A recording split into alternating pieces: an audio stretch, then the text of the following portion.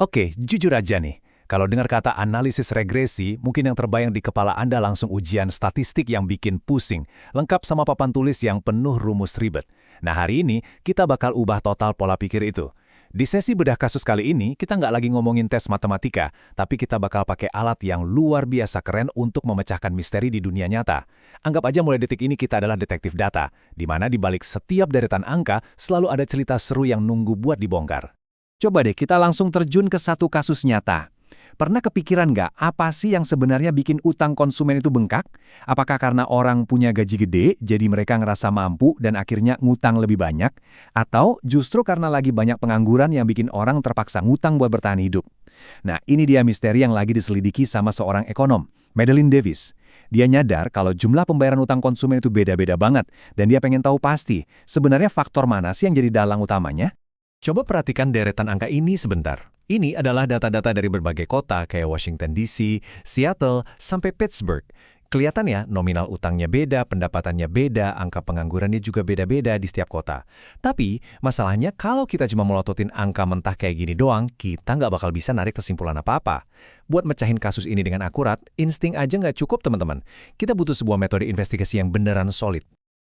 Nah, buat ngebongkar misteri ini, kita udah nyiapin jalurnya. Mulai dari mahamin misteri utang itu sendiri, nyari petunjuk korelasi, pakai regresi sederhana, terus lanjut ke regresi berganda, sampai akhirnya kita bisa bener-bener menutup kasus ini. Pastinya tanpa perlu panik ngelihat rumus. Oke, langkah pertama, kita masuk ke inti permasalahannya. Misteri kesenjangan utang. Kita harus tentukan dulu arah penyelidikannya. Bayangin kita ini detektif yang baru aja sampai di TKP. Sebelum nyari tahu siapa pelakunya, kita harus tahu persis apa yang lagi kita cari. Biar gampang, kita terjemahin aja bahasa akademis yang kaku jadi istilah investigasi. Di dalam regresi, kita membagi dunia jadi dua bagian. Pertama, ada variabel respon alias variabel dependen, Y. Ini tuh ibarat target atau lokasi kejahatannya, yang dalam kasus Medalin adalah total utang. Di sisi lain, kita punya variabel penjelas atau X. Nah, ini adalah tersangka yang kita curigai punya andil, yaitu tingkat pendapatan dan angka pengangguran. Tujuan kita simple, nyari tahu tersangka mana yang benar-benar berdampak ke target kita tadi. Sekarang kita masuk ke tahap pencarian petunjuk. Kita butuh korelasi sebagai alat untuk melihat ada nggak sih koneksi awalnya? Nah, ini yang paling menarik. Setelah tahu target dan tersangkanya, kita pakai korelasi, ibarat kaca pembesar buat ngelihat polanya. Kelihatan jelas banget kan ada tren yang naik di sini? Setiap titik itu mewakili satu kota. Begitu pendapatannya makin tinggi ke arah kanan, ternyata jumlah utangnya juga ikut naik ke atas. Ini namanya hubungan linear positif. Tapi tunggu, ingat aturan emasnya ya.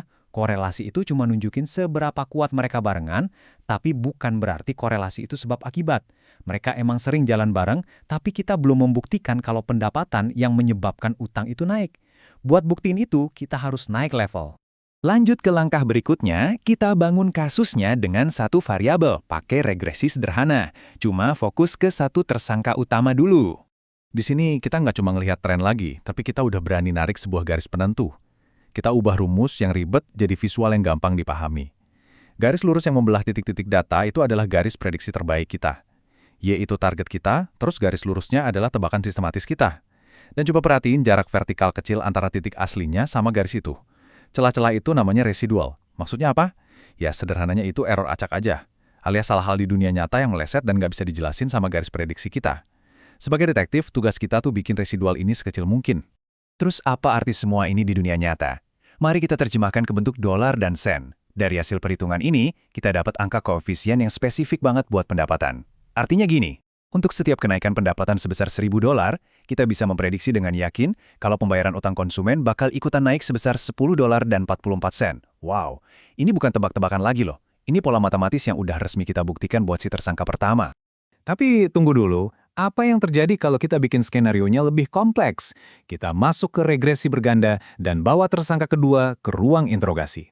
Karena di dunia nyata jarang banget kan ada masalah yang cuma gara-gara satu hal doang. Gimana kalau tingkat pengangguran juga kita masukin jadi tersangka di kasus ini? Dan, boom, disinilah plot twistnya terjadi. Pas kita masukin data pengangguran, tapi pendapatannya kita kunci biar stabil, ternyata dampak pengangguran ke utang itu cuma nambah 62 sen doang. Dan coba lihat kolom terakhir itu, signifikan? Jawabannya, tidak.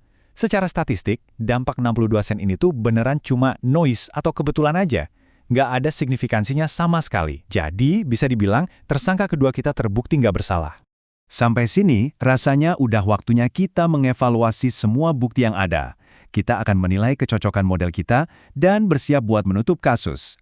Pertanyaannya sekarang, seberapa yakin sih kita sama hasil model analisis ini? Apakah beneran akurat buat mecahin misteri? Nah, buat jawab itu, kita pakai semacam skor kepercayaan yang disebut R-squared. Skor ini ngasih tahu kita berapa persen dari misteri utang tadi yang benar-benar berhasil dijelasin sama model kita. Dan untuk kasus Madeline ini, R-square kita ada di angka sekitar 72%. Ini tinggi banget loh. Artinya, 72% dari alasan kenapa utang orang bisa naik turun itu udah ketahuan.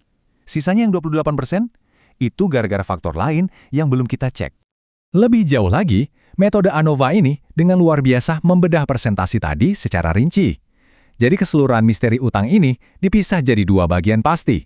Ada bagian yang sukses kita temukan jawabannya melalui model, dan ada juga kumpulan error acak atau sisa tebakan yang meleset tadi. Intinya, makin besar porsi yang bisa kita jelaskan dibanding yang error, makin jago tebakan detektif kita. Coba kita aplikasikan ke skenario aslinya.